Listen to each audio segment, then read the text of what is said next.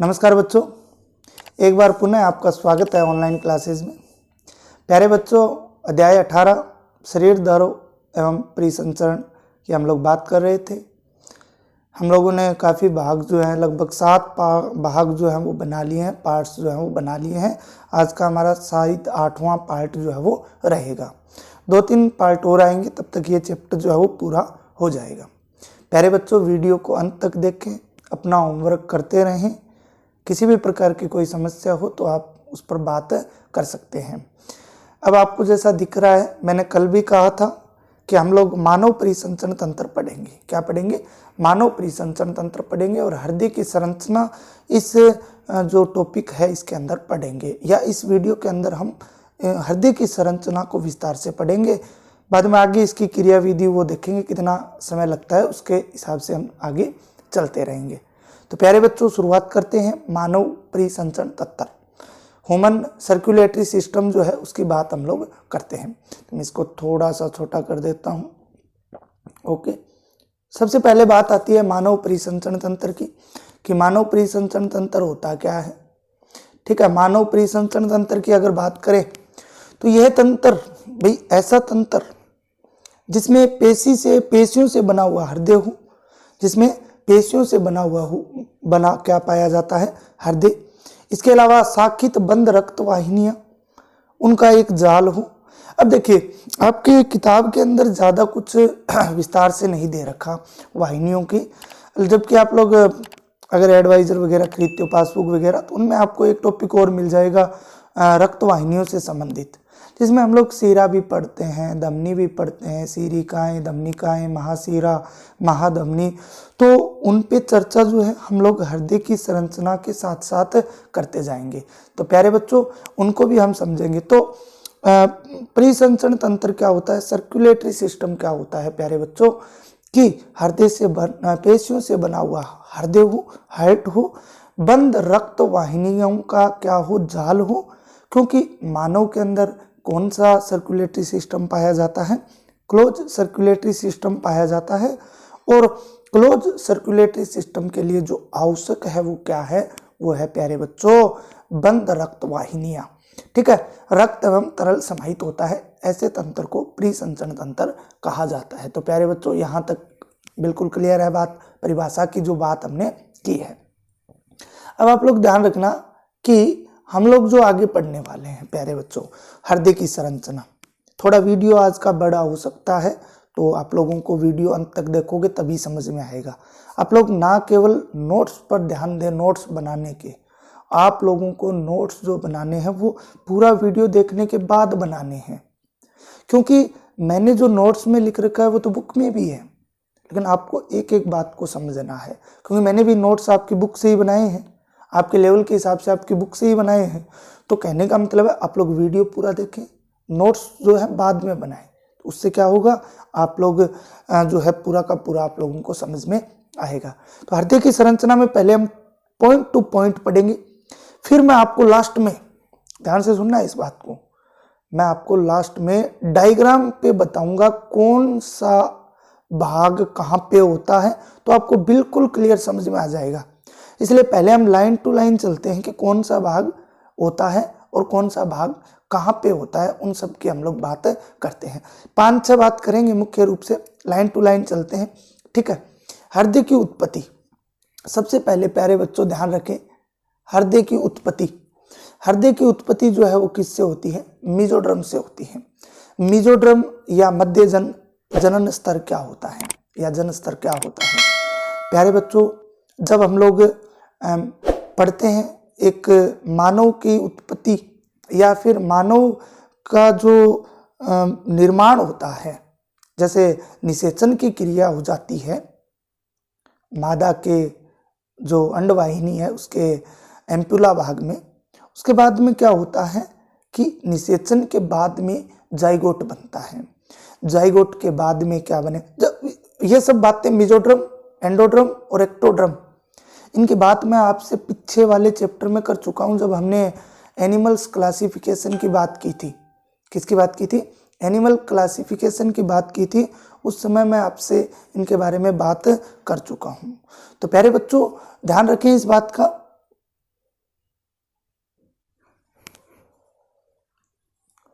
तो इस बात का पूर्णतः ध्यान रखें कि हम लोग इस बात को पढ़ चुके हैं जंतुओं के वर्गीकरण में। तो जाइगोट बना, जाइगोट से फिर क्या होगा, जो है आपके मोरूला, ब्लास्टूला, ठीक है। उसके बाद में अंत में क्या होगा, गेस्ट्रूला बनता है, और उस गेस्ट्रूला से 3 जनन स्तर बनते हैं, एक्टोड्रम, मेसोड्रम और एंडोड्रम, ठीक है। तो उनमें एक होता है मेसोड्रम, मध्य का जो भाग होता है, उसी से मैंने उस समय भी आपको ऑफलाइन क्लासेस में बताया था कि पूरे शरीर का जो निर्माण है, शरीर के अंगों का जो निर्माण है, वो अलग अलग जो 3 जनन स्तर है उन्हीं में से किसी एक से होता है। तो हमारा यहाँ पे जो मुख्य टॉपिक है वो आपके किसका रहने वाला है, हृदय का। तो हृदय का जो निर्माण है या उत्पत्ति, ओरिजिन जो है, ठीक है ना, ओरिजिन ऑफ हार्ट जो है वो मेसोड्रम से होती है। बात क्लियर है यहाँ तक। मानव में ये दोनों फेफड़ों के मध्य वक्ष गुहा में स्थित रहता है। मानव की अगर बात करें तो मानव के अंदर दोनों जो फेफड़े होते हैं, लेफ्ट एंड राइट लंग्स, हमने रेस्पिरेटरी सिस्टम के अंदर जो है लंग्स के बारे में भी अच्छी तरह से अध्ययन कर लिया था ऑफलाइन क्लासेस में, ठीक है। तो उन दोनों के मध्य स्थित होता है। याद कीजिए, मैंने वहाँ पर भी आपको जब हमने लंग्स का डायग्राम बनाया था तो उस समय मैंने बीच में हृदय को आपके सामने दर्शाया था। कुछ बच्चों ने कहा भी था कि सर बीच में ये क्या बनाया है, तो वो हार्ट बनाया गया था। तो कहने का मतलब है मानव में ये दोनों फेफड़ों के मध्य और जो वक्ष गुहा, अब वक्ष गुहा का भी आप लोगों को पता होना चाहिए कि वक्ष गुहा क्या होती है। तो प्यारे बच्चों, वक्ष गुहा की अगर बात करें तो पंसलियों जो डायफ्राम होता है, डायफ्राम तनुपट, वो वक्ष गुहा और उदर गुहा को डिवाइड करता है। मध्य में स्थित होता है, उसके नीचे की तरफ जो है उदर गुहा होती है, और ऊपर की तरफ गर्दन से नीचे का जो भाग होता है वो वक्ष गुहा होती है, जिसे हम लोग सामान्य भाषा में क्या बोल सकते हैं, छाती बोल सकते हैं। ओके, यहाँ तक क्लियर है। तो वक्ष गुहा में स्थित रहता है तथा ये थोड़ा सा बाईं तरफ स्थित रहता है, इसीलिए पूरा बाईं तरफ नहीं होता, ठीक है ना। जैसे अगर हम लोग बात करें, जैसे मैं अभी आपको बनाकर दिखाता हूँ, कोशिश करता हूँ आप लोग समझोगे उस बात को। देखिए इस प्रकार से, ठीक है, और ये इधर मान लेते हैं फेफड़े हो गए, ठीक है, ये क्या हो गए आपके फेफड़े हो गए दोनों तरफ। ओके, क्लियर है। अब यहाँ पे ये थोड़ा सा इधर होता है, ठीक है, थोड़ा सा किधर होता है, बाईं ओर क्या स्थित होता है, हार्ट स्थित होता है। मैं आपको लास्ट में डायग्राम दिखाऊंगा, ठीक है। तो बाईं ओर ये थोड़ा सा खिसका हुआ रहता है। प्यारे बच्चों, इसके बाद अगर बात करें तो अगली विशेषता की बात करें तो ये बंद मुट्ठी के आकार की संरचना होती है। मतलब एक मानव की बंद मुट्ठी के आकार के जैसी ये संरचना जो है वो नजर आती है। हृदय एक दोहरी भित्ति के झिल्ली में थैली नुमा आवरण द्वारा सुरक्षित रहता है, जिसे हृदयावरण कहते हैं। चारों ओर दोहरी झिल्ली पाई जाती है हृदय के, जिसे हृदयावरण कहा जाता है।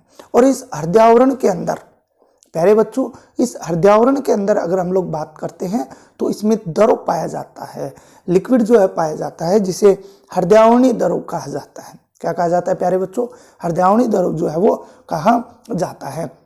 जैसा कि आप लोगों को इसमें दिख रहा है, क्या बोला जाता है, हृदयावरणी द्रव जो है वो बोला जाता है। ओके, यहाँ तक क्लियर है मैटर। अब हृदयावरण बोला जाता है और आगे जो आपको दिख रहा है हृदयावरणी द्रव जो है वो कहा जाता है। अब आगे की बात करते हैं, आगे की और क्या होता है हृदय में। ये तो आवरण की बात हो गई, उत्पत्ति की बात हो गई, संरचना की बात हो गई और स्थिति की बात हो गई, ठीक है। अब देखिए मानव का जो हृदय है उसमें 4 कक्ष होते हैं। मैंने आपको जब चैप्टर की शुरुआत की थी, उसके बाद में जब हमने परिसंचरण की बात करना शुरू किया था तो मैंने आपको बताया था कि पक्षी और मानव के अंदर, पक्षी और स्तनधारियों में चतुष्कोष्ठीय और एक मगरमच्छ में भी 4 कोष्ठीय हृदय पाया जाता है। मतलब 4 कक्ष होते हैं। 2 तो होते हैं अलिंद और 2 होते हैं निल्य। प्यारे बच्चों, 2 क्या होते हैं, अलिंद होते हैं और 2 क्या होते हैं, निल्य होते हैं। उन्हीं की बात जो है वो अब हम लोग करने वाले हैं, उन्हीं को अब हम लोग देखने वाले हैं। तो प्यारे बच्चों, 4 कक्ष जो होते हैं वो होते हैं हृदय के अंदर, जिसमें से 2 कक्ष जो होते हैं वो अपेक्षाकृत छोटे होते हैं। 2 की बजाय 2 क्या होते हैं, छोटे होते हैं। और दोनों छोटे जो होते हैं वो ऊपर की ओर पाए जाते हैं। हमारे हृदय में कहाँ पाए जाते हैं, ऊपर की ओर जो है वो पाए जाते हैं। यहाँ तक बात क्लियर है। इसके बाद में चलते हैं आगे। प्यारे बच्चों, इन्हें अलिंद या जो है आर्ट्रिया कहा जाता है। इन्हें क्या बोला जाता है प्यारे बच्चों? अलिंद या फिर आर्ट्रिया जो है वो इनको कहा जाता है। अलिंद या फिर इनको क्या बोला जाता है? आर्ट्रिया जो है वो बोला जाता है।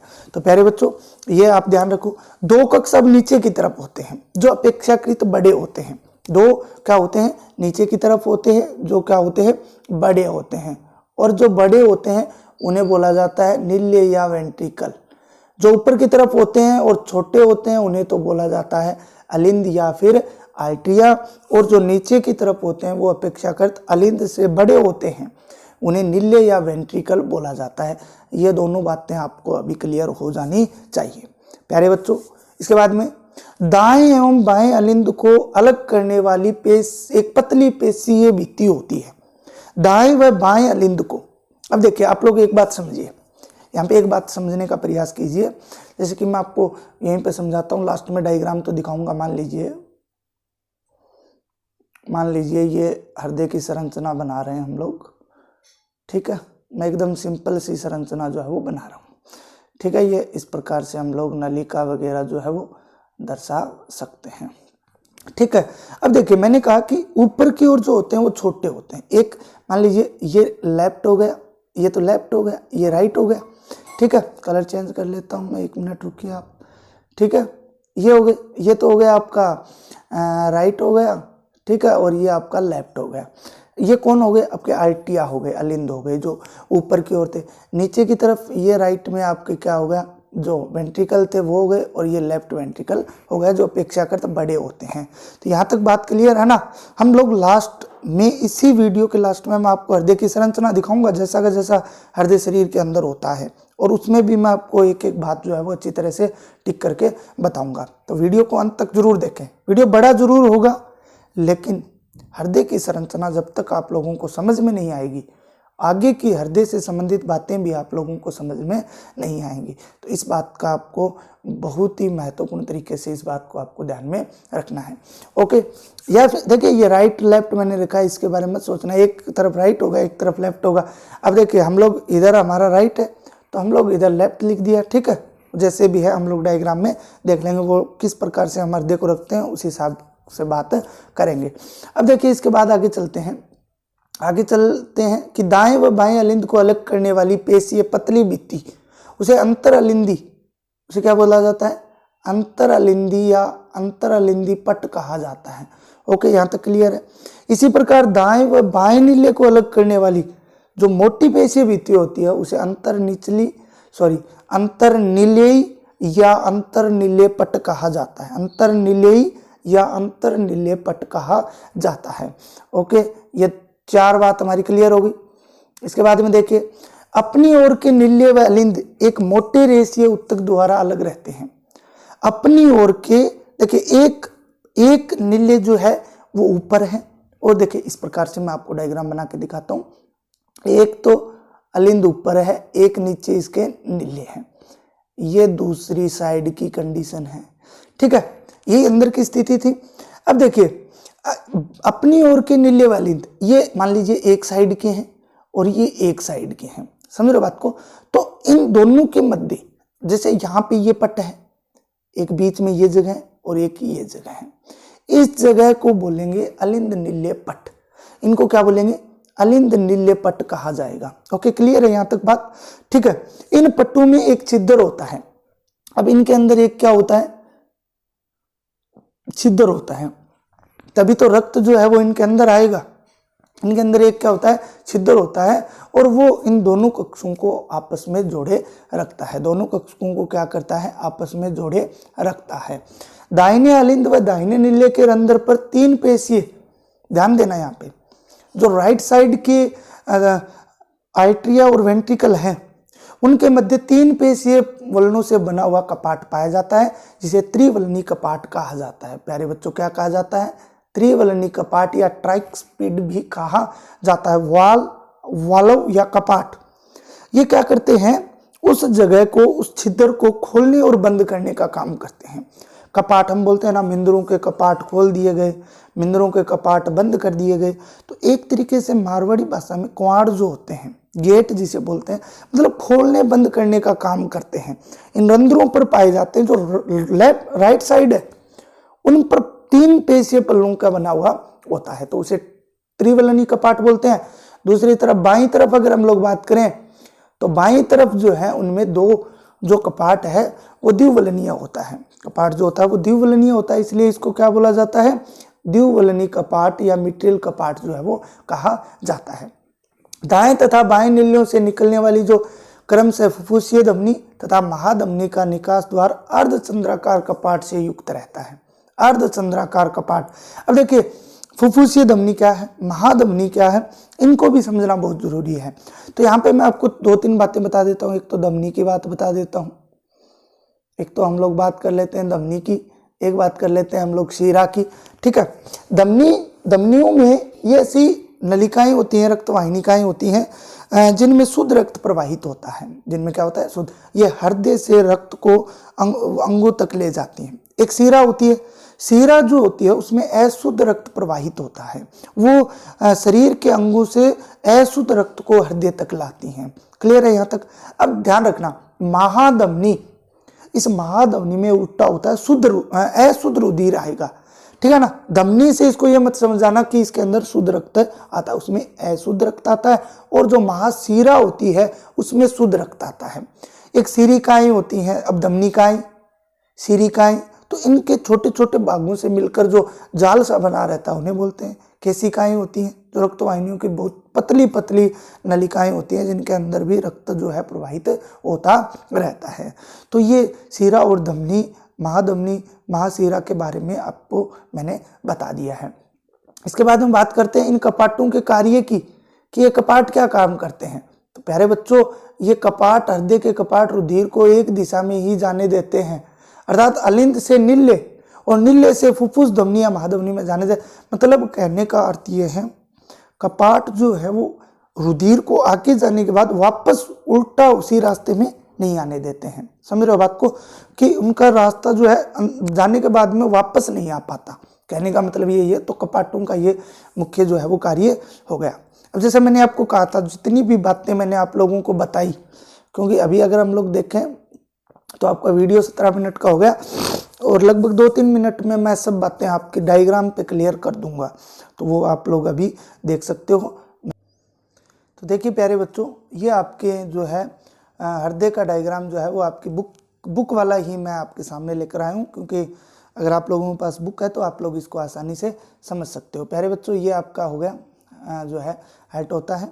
अब देखिए इसके अंदर है क्या। सबसे पहले आप लोग चलिए कि हमने पढ़ा कि 4 कक्ष होते हैं, 2 अलिंद और 2 नील्य। अब देखिए आप लोग इसमें देख रहे हो, मैं साथ में टिक भी करता जाऊंगा, आप लोगों को आसानी हो जाएगी। ठीक है, ये जो भाग है, मैं कलर चेंज कर लेता हूँ थोड़ा सा इसमें आने वाला, ये देखिए अभी इसको चेंज कर देते हैं। ये जो भाग आपको दिख रहा है ये क्या है, दाहिना अलिंद। ठीक है, इसी प्रकार आपको दूसरा भाग यहाँ पे दिख रहा है, ये क्या है, बायां अलिंद है। ओके, इसके बाद में नीचे ये जो भाग है, मैंने क्या कहा, अपेक्षाकृत बड़े होते हैं, बायां नील्य, ये इधर क्या है, दायां नील्य। प्यारे बच्चों, ये बात हो गई। इसके बाद में ये महाशिरा होती है, ये इधर महाधमनियाँ होती हैं, ये फुफ्फुसीय जो फेफड़ों से आने वाली जो भी हैं, हम आगे बात करेंगे इनकी। पुरकिंजे रेसे भी इसके अंदर पाए जाते हैं, उनकी भी सब हम लोग बातें करने वाले हैं। अंतर्नील्य पट्टिका, प्यारे बच्चों, अंतर्नील्य पट्टिका कि इनके बीच में, अभी देखिए आप लोग, अंतर्नील्य पट्टिका ये इनके मध्य उपस्थित रहती है। ठीक है, अब देखिए ये जो भाग है, ये जो भाग है लेफ्ट, इसका राइट साइड ये है, तो ये त्रिवलनीय कपाट होता है। ये कौन सा होता है, त्रिवलनीय कपाट। इधर अगर बात करें तो वो कौन सा होता है, द्विवलनीय कपाट जो है प्यारे बच्चों होता है। कौन सा कपाट होता है, द्विवलनीय कपाट जो होता है वो लेफ्ट साइड और राइट साइड त्रिवलनीय कपाट जो है वो होता है। तो प्यारे बच्चों, ये आपके क्या थी, इसकी अगर बात करें हम लोग, तो ये आपके हृदय की जो संरचना थी वो थी। तो आपको ऐसी की ऐसी हृदय की संरचना अपनी कॉपी में जो है वो बनानी है। मैं साथ में नोट्स के अंदर भी इसको डाल दूंगा। तो प्यारे बच्चों, इसको आपको अच्छी तरह से बनाना है। तो इस प्रकार से प्यारे बच्चों आज अगर हम लोग बात करें तो हम लोगों ने हृदय की संरचना को विस्तार से पढ़ा है। प्यारे बच्चों आप लोग भी इसको पूरा का पूरा होमवर्क अपनी कॉपी में करें और अगले वीडियो तक आप लोग पढ़ते रहें, मस्त रहें, व्यस्त रहें। धन्यवाद।